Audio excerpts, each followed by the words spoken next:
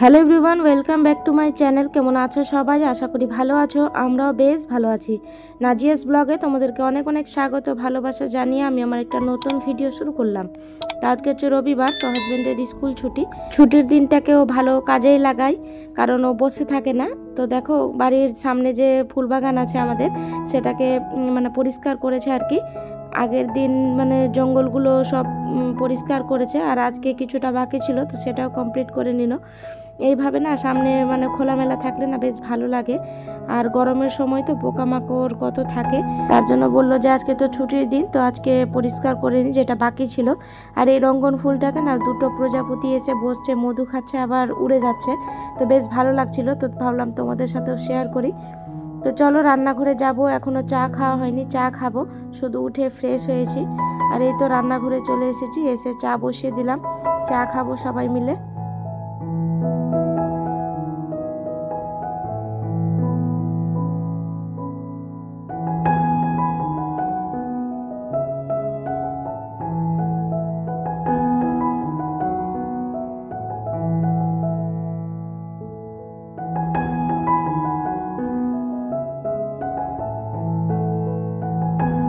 সকালে ঘুম থেকে উঠে এক কাপ দুধ চা না খেলে হয় না। কে কে আমার মতো এভাবে দুধ চা খেতে ভালোবাসো কমেন্টে অবশ্যই জানাতে ভুলবে না। আমার না সকালে উঠে যদি এক কাপ চা খেয়ে নিই তাহলে সারা দিন একদম খুব ভালো কাটে, মানে সংসারের কাজে মন লাগে। চা না খেলে না আমার সারা দিন মাথা ধরে থাকে। কার কার এমন হয়, শুধু আমার হয় কিনা কমেন্টে জানাবে। তো আমার না এই জিনিসটা প্রচুর হয়, মানে আমি ট্রাই করে দেখেছি সকালে উঠে কোনোদিন যদি চা না খাই তো সারা দিনটা আমার খুব খারাপ যায়। আজকে ঘুম থেকে উঠে একটা পার্সেল এসেছিল, সেই পার্সেলের ফোনে আমার ঘুম ভেঙেছে। তো এই যে দেখতে পাচ্ছ বেড ক্লিন করার এটা নিয়েছি, তো খুব ভালো, মানে দাম নিয়েছে 150 টাকা। তো খুব হার্ডই আছে, মানে খুব মানে বিছানা ঝাড়ার জন্য পারফেক্ট একদম। আগে দুটো নিয়েছিলাম এর আগে, তো দুটো মানে হাতাগুলো না ভেঙে গিয়েছিলো, তো এটা ভালো লাগলো। অনলাইনে সার্চ করে দেখলাম, আর মেয়ে তো আমাকে মানে ও নিয়ে ঝাড়বে, ওই জন্য আমার হাত থেকে ছিনিয়ে নিল, তোমরা দেখতেই পেলে। আর দেখো এখানে চা আমার হয়ে গেছে, তো চাটাকে আমি ঢেলে নিয়ে ডাইনিংয়ে বসে পড়বো, সবাই মিলে চা খাবো। আজকে তো রবিবার, তোমাদের আগেই বললাম, সবাই মিলে একসাথে চা খাবো। তাহলে চলো ভিডিওটা দেখতে থাকো, আশা করি তোমাদের ভালো লাগবে।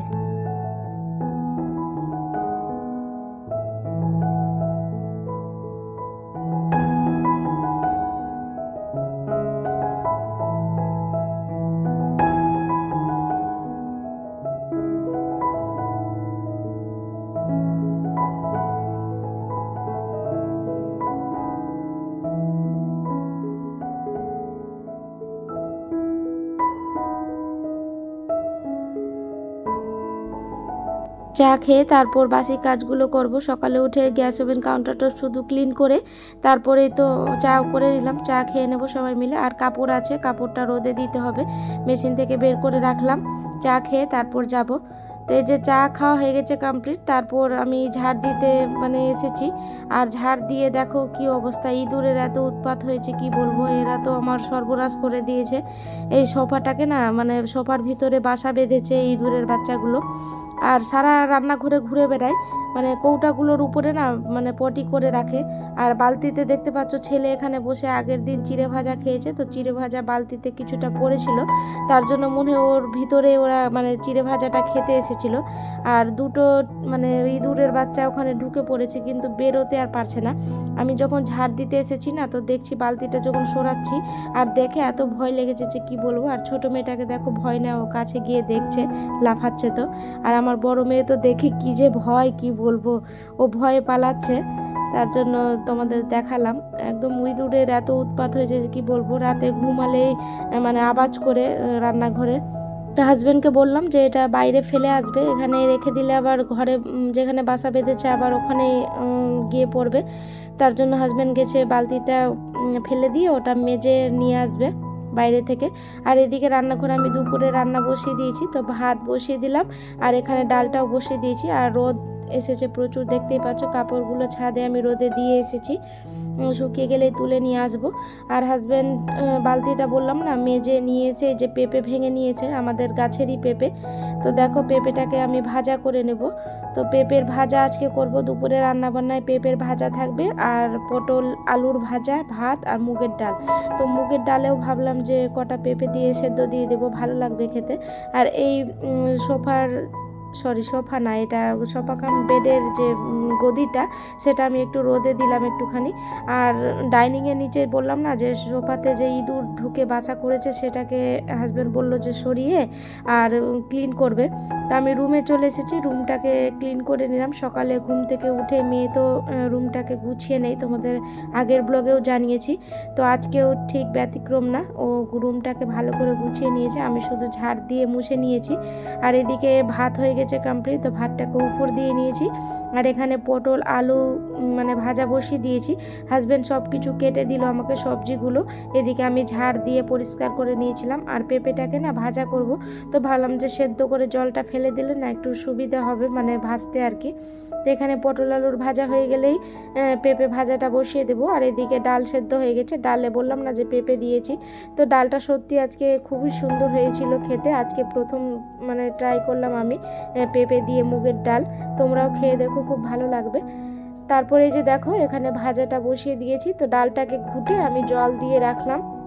ভাজাটা হলেই আমি এখানে এটা বসিয়ে দেব, মানে ডালটা বাগার দিয়ে নেব আর কি। তো এই হচ্ছে দুপুরে রান্না বান্না। আর একটু লেট হয়ে গেল, তো ভাবলাম যে পাশের ওভেনে আরেকটা কড়াই বসিয়ে পেঁপেটা আমি ভাজা করে নিই। তো দেখো হাফ মানে সেদ্ধ হয়ে গেছে, মানে 80% সেদ্ধ হয়েছে, তো ভাজা যাবে ভালো করে।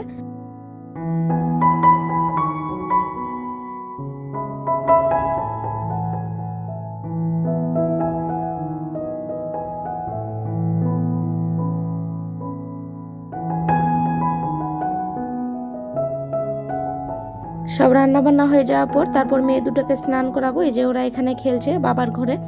তো ভাবলাম যে রান্নাটা কমপ্লিট করে তারপরে স্নান করাবো, স্নান করে ওদেরকে এসিতে বসিয়ে রাখবো। তারপর আমি এদিকে আরও কাজকর্মগুলো করে নেব। যেদিন দুটো বালতি নিয়েছিলাম সেদিন এই যে এই ঝাঁকাগুলো নিয়েছি, মানে খাবার ঝাঁকার জন্য।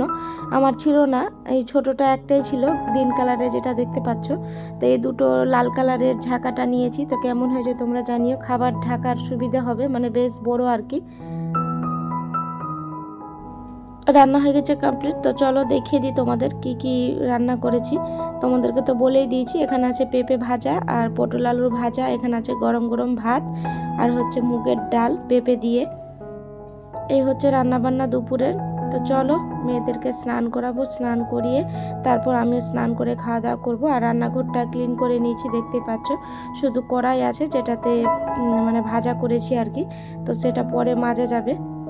তো এদিকে দেখতে পাচ্ছ মেয়ে দুটোকে স্নান করিয়ে দিচ্ছি। স্নান করিয়ে মেয়ের যে চুল উঠছিল তোমাদেরকে আগের ব্লগে বলেছি, তো ওই ডাক্তারবাবু যে স্প্রে দিয়েছে, ওষুধটা দিয়েছে, সেটা লাগিয়ে দিয়েছি। তো এখন চিরুনি দিয়ে আঁচড়ায় নিয়ে আর বড় মেয়েটাকেও এখানে স্নান করিয়ে দিয়েছি, দেখতেই পাচ্ছ ওর চুল ভেজা আছে। এই পর্যন্ত এসে যারা আমার ব্লগটি দেখছেন তাদের কাছে একটা রিকোয়েস্ট, আমার ভিডিওর কোনো অংশ যদি তোমাদের ভালো লেগে যায় তাহলে একটা লাইক করে যেতে ভুলবে না, কারণ তোমাদের করে একটা লাইক আমাকে ভিডিও করতে মোটিভেট করে। আর আমার এইরকম ভিডিও পেতে হলে আমার চ্যানেলটি সাবস্ক্রাইব করেও রাখতে পারো। আর যারা কাজটি অলরেডি করে রেখেছো তাদেরকে অসংখ্য ধন্যবাদ।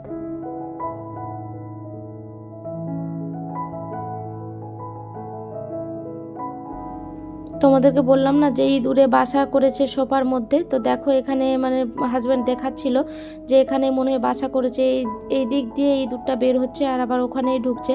তো হাজব্যান্ড তাই দেখাচ্ছিল এই যে কোনাতে না একদম তুলো বের হচ্ছে, মানে সোফা কেটে কেটে ওরা বের করছে। ইঁদুর তো বুঝতেই পারছো, কেটে কেটে একদম ভিতরে মনে হচ্ছে খোল করে দেবে। এদের জ্বালায় না একদম বাড়িতে থাকা যায় না, কি বলবো, রান্নাঘরেও খুব উৎপাত করে।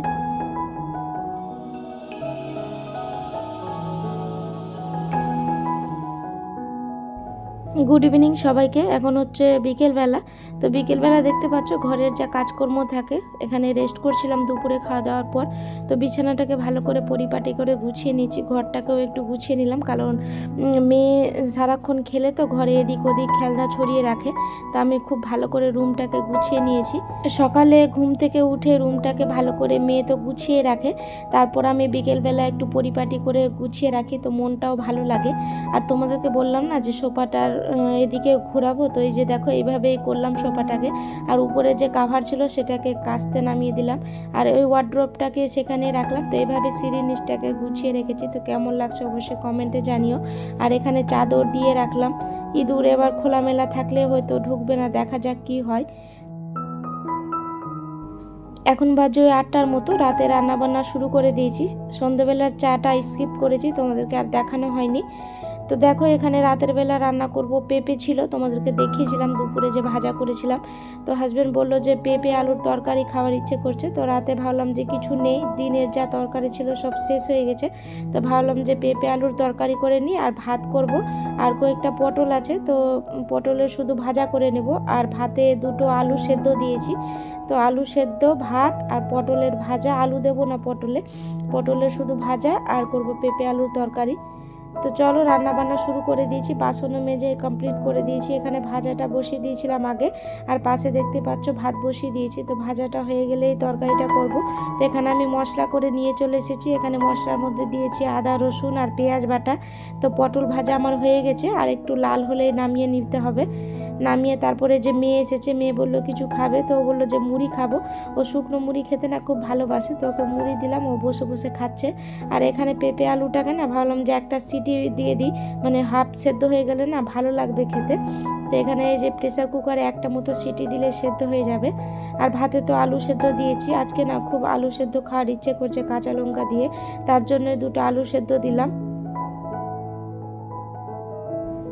আগের দিন ব্লগে কমেন্ট করেছে স্টোরি অফ ঈশা, একটা মেয়ের সংসারে সারাদিনের কাজ, স্বাধীন কাজ করলেও শেষ হয় না। সব মিলিয়ে আপনার ভিডিও বেশ ভালো লাগলো।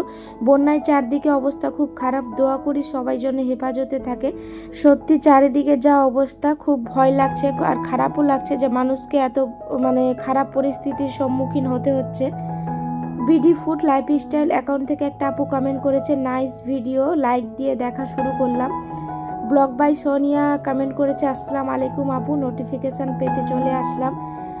সাইমা ইসলাম অ্যাকাউন্ট থেকে একটা আপু কমেন্ট করেছে মাশাআল্লাহ অনেক সুন্দর হয়েছে আপু, আপনাদের ভিডিওটা খুব ভালো লাগলো। সফর, বাসার কাজকর্ম এবং রান্নার রেসিপি সব মিলিয়ে এক কথায় অসাধারণ। Runa's blog, Jannat Jewel blogs, all কন্টাল, BN kitchen, Serajun, Munira, Jasmine's baby care talk, জেন কুকিং, পপিস কুকবুক। তো সবাইকে অসংখ্য ধন্যবাদ আমার এভাবে পাশে থাকার জন্য। এভাবে যদি আমরা সবাই একে অপরের সাপোর্ট করি, তো সবাই একদিন ইনশাল্লাহ সফল হতে বাধ্য হব। তো আমার রান্নাবান্না কমপ্লিট, তো দেখতে পাচ্ছ এখানে তরকারিটা আমার হয়ে গেছে, নামিয়ে নিয়েছি। আজকের ভিডিওটা তোমাদের কেমন লাগলো অবশ্যই কমেন্টে জানাতে ভুলবে না। যদি ভালো লাগে তাহলে লাইক কমেন্ট শেয়ার করে দিও। তো চলো আজকের মতো এইটুকুই, দেখা হবে নতুন এক ব্লগের সাথে। ততক্ষণের জন্য সবাই ভালো থেকো, সুস্থ থেকো, টাটা।